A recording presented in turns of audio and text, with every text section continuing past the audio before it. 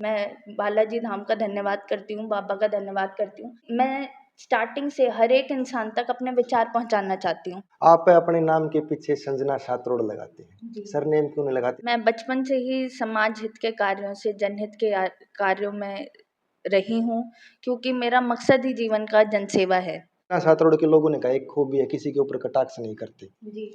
क्या राजनीति में आने के बाद में इस तरह का आरोप प्रत्यारोप रहेगा तो संजना सातरोड रिप्रेजेंट किन को करने? ये बात 100% है कि हम चुनाव 100% लड़ेंगे, 100% लड़ेंगे। प्राथमिकता आपकी ये रहेगी कि हमको चुनाव लड़ना है, भले ही निर्दलीय चुनाव लड़े, इंडिपेंडेंट रह के चुनाव लड़ना जरूरी है, या किसी पार्टी की सपोर्ट की आवश्यकता पड़ सकती है संजना सातरोड को? अच्छे प्रतिनिधि की कमी मुझे लगता है और उसी को भरने के लिए मैं आना चाहती हूँ। मैं आपका साथी परशुराम, आप देख रहे हो टोटल खबर हरियाणा। इस समय हिसार के अंदर मौजूद हैं और अपने साथ में बात करने के लिए संजना सातरोड जी इस वक्त हमारे साथ में मौजूद है। कुछ एजेंडे थे समाज सेविका के रूप में लेके आई थी कि जो ईवीएम है उनको, जो प्रत्याशी है उनका फोटो होना चाहिए, और साथ ही साथ में प्रत्याशी की पूरी डिटेल होनी चाहिए जहां पोलिंग बूथ है उसके बाहर, ताकि लोग जागरूक हो किस प्रत्याशी को अपना भविष्य देख के वोट दे रहे हैं। ऐसे कुछ एजेंडे थे सफाई को लेकर और खास करके पर्यावरण को लेकर। पर्यावरण को लगातार बढ़ावा दे रहे हैं, पेड़ पौधे लगा रहे हैं, पेड़ पौधे फल और छायादार दोनों वृक्ष लगा रहे हैं। संजना सातरोड जी समाज सेविका के रूप में बरवाड़ा की कॉन्स्टिट्यूंसी के अंदर वर्क करते हैं। अब अगला एजेंडा क्या है? असेंबली के चुनाव नजदीक है और लोग सोचते हैं कि संजना सातरोड भी शायद चुनाव मैदान में उतर सकती है। आज इनके पास में पहुंचते हैं, इनसे ही जानने की कोशिश करेंगे ताकि जनता के बीच में जाती है, क्या एजेंडे लेकर उनसे मिलते हैं। मैम नमस्कार, स्वागत है आपका। नमस्कार आपका और आपके सभी दर्शकों का। सबसे पहले आज आप समाज सेविका हैं, लोग समाज सेवा करते हैं। समाज सेवा अलग अलग प्रकार की होती है। एक समाज सेवा होती है बगैर किसी लोभ के लोगों की सेवा करना, दूसरी समाज सेवा आती है लोगों को कुछ लोभ देकर राजनीति में आना। आप कैसे करते हैं? जी, मैं बचपन से ही समाज हित के कार्यों से जनहित के कार्यों में रही हूँ, क्योंकि मेरा मकसद ही जीवन का जनसेवा है। जब शिक्षा ली मैंने वकालत की पढ़ाई करी तब भी मेरे मन में यही था कि एक वकील जो है वो लोगों तक उनके हक अच्छे से पहुंचा सकते हैं। मैंने आज तक कोई केस नहीं लड़ा, लेकिन मैंने जनहित याचिकाएं सुप्रीम कोर्ट में, हाई कोर्ट में, कोर्ट से ऑर्डर लाके लोगों के अगर किसी भी संवैधानिक या मौलिक हक के हनन हो रहे थे तो उसके खिलाफ आवाज़ उठाकर उन तक उनके वो हक पहुंचाए। तो तब तो मेरे पास ये अपॉर्चुनिटी भी नहीं थी। जब मेरी शादी इधर हुई तब मैंने जाना कि यहाँ पे जो बरवाला हल्का है वहाँ पे लोगों की जो ज़रूरतें हैं वो बहुत मूलभूत ज़रूरतें हैं, सफाई की, बिजली की, पानी की। तो अगर मुझे ये सारे काम करने हैं, एक याचिका को लगाने में 2 साल का समय लग जाता है। मैं ये नहीं कहती कि मैं नहीं कर सकती। अगर सही काम कर रहे हैं, सच के रास्ते पे चल रहे हैं तो कोई भी काम हो सकता है। लेकिन ये है कि उसके लिए एक तो टाइम ज़्यादा लगेगा और फिर काम किस पेस पे होगा हमें नहीं पता। वहीं अगर कोई सरकारी पद मिलता है और यही सारे काम करवाने हैं तो वो महीनों में हो सकते हैं। कोई लंबा चौड़ा काम नहीं है, छोटे छोटे काम है लोगों के। बातों में जिक्र किया आपने ईवीएम को लेकर, जहां प्रत्याशी थे उनका जिक्र किया था चुनाव आयोग के लिए। जी जी। लेकिन ईवीएम के ऊपर प्रत्याशी का फोटो तो आ गया, लेकिन उनकी जो पूरा ब्यौरा है वो क्या लग पाएगा? लोग जागरूक हो पाएंगे इस बात से?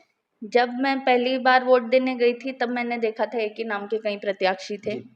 तो इसीलिए अपनी पहली जनहित याचिका लगाई जिसमें मेरी मांग ये थी कि नाम कॉपी हो सकता है, अपने प्रतिनिधि की, अपने लीडर की पहचान कॉपी नहीं हो सकती।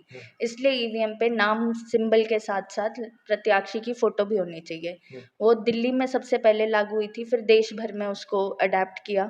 अब जहाँ भी जब भी हम वोट करने जाते हैं हम देखते हैं कि ईवीएम पे प्रत्याशी की फोटो है। दूसरा, पिछले साल 3 मार्च को ही मैंने ये याचिका लगाई थी कि जो पोलिंग बूथ है उधर जितने भी प्रतिनिधि खड़े हैं उनके बारे में सारी जानकारी आम जनता को मिलनी चाहिए। बड़े से बैनर पे लिखा होना चाहिए ये उनका नाम है, ये उनकी एजुकेशनल क्वालिफिकेशन, इतने पढ़े लिखे हैं, कैसा उनका कैरेक्टर है, क्रिमिनल रिकॉर्ड क्या है और उनकी संपत्ति क्या है।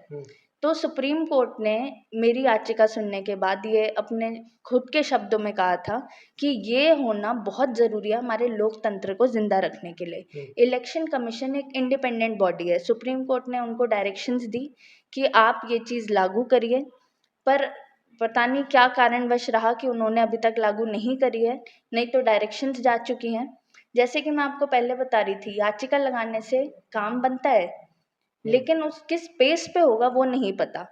तो अभी जो हमारी ज़रूरतें हैं बरवाला हल्के की स्पेशली, वो बहुत ज़्यादा बेसिक नेसेसिटीज से जुड़ी हुई हैं। तो उसके लिए अगर हमें काम करना है तो वो सरकारी पद होना ज़रूरी है। ठीक। बरवाड़ा कॉन्स्टिट्यूंसी के अंदर आप तैयारी करते हैं और अगला लोगों का मानना है कि असेंबली का जो चुनाव होगा बरवाड़ा से आप चुनाव लड़ेंगे। तो बरवाड़ा 4.5 साल सरकार में रहा, उसके बाद भी कहीं ना कहीं पिछड़ा देखने को मिला, डेवलप 10 साल की बात है।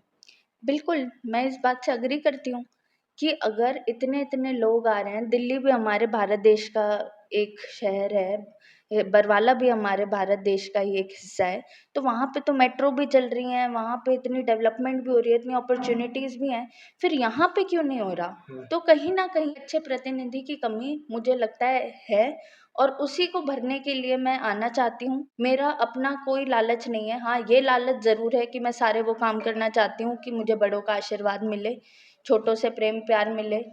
मेरे प्रेरणा स्रोत जैसे रहे हैं लोग, मैं किसी बच्चे का बन सकूँ, ताकि मेरे जैसी और लड़कियाँ या और युवा आगे आ सकें और अपने देश के लिए, अपने प्रदेश के लिए, अपने गाँव के लिए कुछ कदम उठा सकें। तो यही सोच के साथ आगे बढ़ रहे हैं और इसमें मुझे लगता है लोगों का साथ भी है मेरे साथ, क्योंकि बदलाव सब चाहते हैं। छात्रों के लोगों ने कहा एक खूबी है, किसी के ऊपर कटाक्ष नहीं करते। जी। क्या राजनीति में आने के बाद में इस तरह का आरोप प्रत्यारोप रहेगा तो संजना छात्रोड़ रिप्रेजेंट किन को करने? जी, आरोप प्रत्यारोप में मैं टाइम वेस्ट करने में विश्वास ही नहीं रखती। अगर कुछ बात है, या तो सच होता है या झूठ होता है। अगर मैं सच के साथ हूँ तो फिर वो गलत नहीं है। सच की राह, ये तो राम जी ने ही कहा है कि सत्य की राह पर चलो, सच के ऊपर कुछ नहीं है। आप लोगों के बीच में जा रहे हो मैम, जी। मूलभूत जो समस्याएं हैं लोगों की वो आपके समक्ष रखी होंगी। एजेंडा क्या है आपका? अगर हम चुनाव लड़ेंगे, हम विधानसभा जीत पाएंगे तो हम लोगों की उम्मीदों पर ये काम करेंगे, उनकी उम्मीदों पर खरा उतरेंगे। बिल्कुल, और मैंने ये लोगों से भी साझा करती हूँ, क्योंकि हम जो भी जनहित के काम हैं, जो भी जनहित की समस्याएँ हैं, वो पहले ही नोट डाउन करते हैं कि जैसे ही हमें वो पद मिले, हम जल्द से जल्द उन चीज़ों का समाधान कर सकें। और कई चीज़ें ऐसी भी होती हैं कि रिक्वेस्ट करने से अभी, या कुछ थोड़ी मेहनत करने से, एफर्ट करने से, जो वो समस्याएँ हैं, उनका समाधान हाथों हाथ भी हो जाते हैं, तो हम वो भी करते हैं। इसी तरह हमारा जो गवर्नेंस मॉडल रहेगा कि काम कैसे करेंगे, कि बात सुन ली, काम करें ना करें, ये वाली बात कर रहे हैं ना हम। तो इसके लिए हमने अपना गवर्नेंस मॉडल जनसभा के तौर पे रखा है कि अगर हमें पद प्राप्ति होती है तो हम प्रत्येक गाँव में महीने में 1 बार जाएँगे, लोगों से पूछेंगे कि क्या-क्या समस्याएँ हैं, उन्हीं से समाधान पूछे जाएँगे और फिर उन समाधानों को लागू किया जाएगा। क्योंकि जो उस जगह पे रह रहा है, उसको भली-भाँति पता है कि उस जगह की क्या समस्याएँ हैं। अपने दिमाग से चलने से कोई इतना बड़ा ज्ञानी नहीं है कि दूसरे के घर में क्या प्रॉब्लम है वो उसे पता हो। उसी तरह जो लोग उधर रह रहे हैं, उनको जैसे वो प्रॉब्लम पता है, वो और किसी गाँव को नहीं पता होगी उस गाँव के लिए। तो हमारा जो गवर्नेंस मॉडल रहेगा, काम करने का तरीका रहेगा, वो जनसभा के तौर पे रहेगा। ठीक है, आप किसी पार्टी को सपोर्ट नहीं करते, न किसी पार्टी की अपनी आस्था रखते हैं, लेकिन क्या इंडिपेंडेंट रह के चुनाव लड़ना जरूरी है या किसी पार्टी की सपोर्ट की आवश्यकता पड़ सकती है संजना छात्रोड़ को? जो मैंने स्टडी किया है, पैटर्न देखा है, वो ये है कि जितनी भी पार्टीज़ होती हैं, चाहे वो क्षेत्रीय पार्टी हों, नेशनल पार्टीज़ हों, उनके साथ एक फिक्स्ड वोट बैंक हमेशा से होता है। भले ही अभी हमें ये ना पता हो कि उस फलानी पार्टी से कौन प्रत्याशी खड़े हो रहे हैं, लेकिन उनके साथ स्टार्टिंग से ही एक वोट बैंक जुड़ा होता है। तो उनको एक बूस्ट मिलता है अपने इलेक्शन से पहले ही। उसी तरह अगर कोई निर्दलीय खड़ा होता है, उसको ज़ीरो से स्टार्ट करना होता है। तो मैं वो मेहनत के लिए, वो संघर्ष के लिए तैयार हूँ।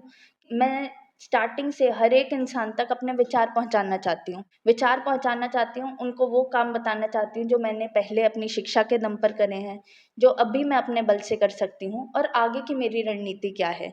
अगर वो लोगों को समझ आती है तो मेरा ये मानना है कि जितने भी लोग, मैं बालाजी धाम का धन्यवाद करती हूँ, बाबा का धन्यवाद करती हूँ कि जितने भी लोग मुझसे जुड़े हैं, मेरी इस पैटर्न को फ़ॉलो करते हुए, वो लोग मुझसे दिल से जुड़े हैं। और अगर मेहनत ही तो ज़्यादा है, वो मैं करने के लिए तैयार हूँ, मेहनत की और कोई शॉर्टकट भी नहीं है। प्राथमिकता क्या रहेगी मैडम? प्राथमिकता आपकी ये रहेगी कि हमको चुनाव लड़ना है, भले ही निर्दलीय चुनाव लड़े। फिर आप पहले किसी पार्टी में अपना हस्तक्षेप करोगे, उम्मीद करोगे किसी पार्टी से आपको टिकट मिल जाए, अन्यथा नहीं तो इंडिपेंडेंट तो आना ही है आपको। ये बात 100% है कि हम चुनाव 100% लड़ेंगे, 100% लड़ेंगे। और रही बात पार्टी की, तो हम अपने काम कर रहे हैं, हम अपनी योजनाएँ भी लागू कर रहे हैं, हम लोगों के बीच में भी रहते हैं। अगर किसी पार्टी को वो जो रणनीति हमने तैयार कर रखी है, जो हमने लोगों के बीच में जाके उनके सुख दुख लिख के समाधान तैयार कर रखे हैं, आगे जाके जो उनको वादे कर रखे हैं, जिस जिस आधार पे वो मेरे साथ जुड़ रहे हैं, वो अगर कोई पार्टी समझेगी, मुझे उनकी आइडियोलॉजी समझ आएगी, तो फिर मेरे अंदर वो अहम की भावना नहीं है कि मैं अकेले ही सक्षम हूँ। मैं ये मानती हूँ कि और अगर किसी पार्टी के साथ जुड़ा हुआ तो मेरे को भी वो बूस्ट मिल जाएगा जो और किसी प्रतिनिधि को मिलेगा। लोगों ने कहा था आप अपने नाम के पीछे संजना सातरोड़ लगाते हैं, जी। सरनेम क्यों नहीं लगाते संजना सातरोड़ के पीछे? जब मैंने ये प्रण लिया था कि मुझे बरवाला हल्के से चुनाव लड़ना है, तब सबसे पहले मैंने अपने कर्म क्षेत्र सातरोड का नाम अपने पीछे लगाया, क्योंकि यहाँ पे जात पात की राजनीति बहुत ज़्यादा की जाती है और मैं इसके विरोध में हूँ। अगर कोई मुझसे पूछता भी है कि आप कौन सी जाति में हैं, आपकी क्या सरनेम है, तो मैं उनको बिल्कुल साफ तौर पे बताती हूँ कि मैं इंसानियत की जात में हूँ, मेरी वही बिरादरी है, जो भी इंसानियत रखता है वो मेरा भाईबंद है। और मेरा यही मानना है, अगर आपको राजनीति करनी है, अगर आपको 36 बिरादरी का विकास चाहिए, तो आप एक बिरादरी को लेकर चलें, वो गलत है। आपने हमारे चैनल को समझ दिया, आपका बहुत बहुत धन्यवाद। धन्यवाद। ये संजना सातरोड़ थी जो असेंबली के चुनाव आने वाले हैं उसमें अपनी अहम भूमिका निभाएंगी और किसी पार्टी के पक्ष में न जाकर इनको निर्दलीय चुनाव लड़ना, क्योंकि लोगों की आवाज़ जो मूलभूत की समस्या है उनको कहीं ना कहीं अनदेखा किया जा रहा है। जो सत्ताधारी लोग हैं वो एक बार वोट लेते हैं, उसके बाद में लोगों को इग्नोर करना शुरू कर देते हैं। संजना सातरोड़ जी ने बताया स्वच्छता और पर्यावरण को लेकर लगातार जागरूक है और बरवाड़ा कॉन्स्टिट्यूंसी के अंदर अनेकों काम अपनी तरफ से किए गए हैं। संजना सातरोड़ ने स्पष्ट कर दिया चुनाव लड़ेंगे, 110% लड़ेंगे। वो किस पार्टी से लड़ेंगे या इंडिपेंडेंट चुनाव लड़ेंगे, संजना सातरोड़ की जुबानी आपने सुना है। सब कमेंट के माध्यम से अपनी राय जरूर लिखिए। धन्यवाद।